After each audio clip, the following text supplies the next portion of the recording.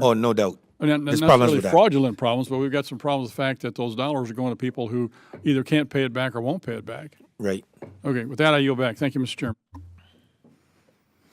Next, I now recognize Representative McGarvey from the great state of Kentucky for 5 minutes.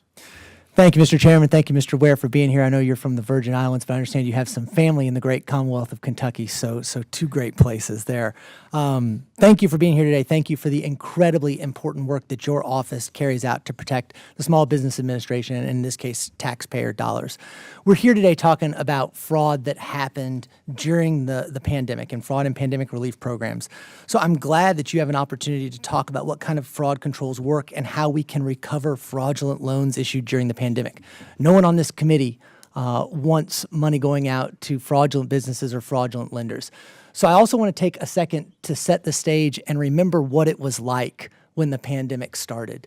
That this was an unprecedented program where, you know, we were putting together things literally in 2 weeks and saying we've got to get money out to these businesses. I know the businesses in my community, many of whom got this money, and that's why they are still here today.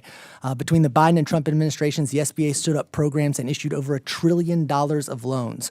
And according to the SBA's analysis, only a small percentage of that money went to fraudulent buyers. According to your analysis, even a vast, vast majority of it went to people who needed it.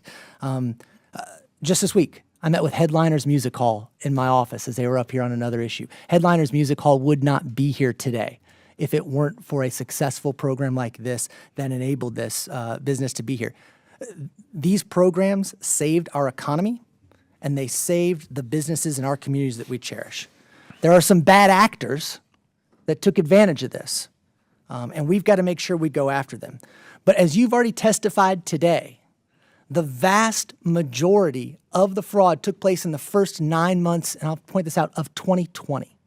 So between March of 2020 and January of 2021. Who was the small business administrator at that time, Mr. Ware? What was It wasn't Ms. Guzman, was it? No. No, it wasn't? Okay. Yeah. Was it Ms. Carranza. McMahon? Carranza. No, No, it wasn't. it was Carranza. Ms. Carranza. I guess there's an empty seat here for them too, because they're not here to answer why all this fraud took place under their watch. And so I'm glad you point that out. Mr. Ware, the SBA analyzed the EIDL repayment data and reported that 74% of COVID EIDL borrowers already made a payment. And once the 30-month deferral period lapses, the SBA expects 85% of borrowers will have made a payment. This information contradicts your findings that $136 billion worth of COVID EIDLs are potentially fraudulent. Why didn't you take into consideration the repayment data, which would have lowered your estimate of fraud in the EIDL program? Let me say two things about that. That data that you're talking about, they gave that to us probably like 2 days prior, and then came with the other information after. But so repayment data for us was not a factor for EIDL. It's a factor for PPP, where those loans were intended to be forgiven and basically become a grant. So if you don't come back for forgiveness, or you don't try to, and don't try to repay, clearly that's an indicator. Within EIDL, we're arresting people almost daily that are making payments. So our criminal investigative investigations across the nation are telling us that fraudulent actors do repay those loans, and we know why. They could be like businessmen that fraud is their thing, right? So they're conducting business and they're paying the loans back, never to be found.